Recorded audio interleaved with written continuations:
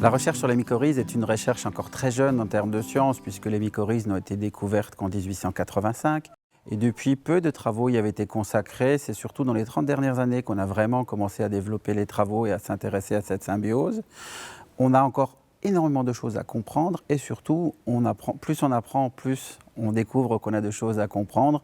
Et les mycorhizes, finalement, ne sont qu'un des constituants du sol. Et avant de pouvoir vraiment aider ce sol à mieux fonctionner, il va d'abord falloir y aller par étapes, comprendre comment fonctionne la mycorhize, association plante à champignons, pour qu'elle soit efficace, mais ensuite comment cette même association interagit avec des bactéries.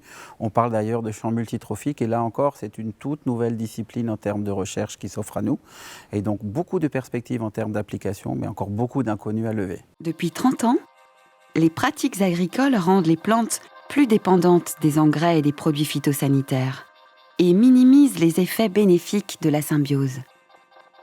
Les chercheurs de l'UMR Agroécologie de Dijon étudie le fonctionnement de la symbiose afin de valoriser les services qu'elle rend et l'utiliser comme un allié dans la conception d'itinéraires de systèmes agroécologiques.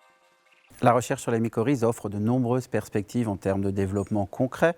On peut aller de choses très inattendues, comme par exemple l'application du fonctionnement des réseaux de champignons au monde de l'industrie, mais aussi des choses encore beaucoup plus agricoles, on dirait entre guillemets, comment valoriser cette interaction, mais quelle est la révolution en termes de machinisme ou de pratiques culturelles qu'il faut mettre en place pour pouvoir valoriser le fonctionnement de la mycorhize et comprendre comment l'utiliser.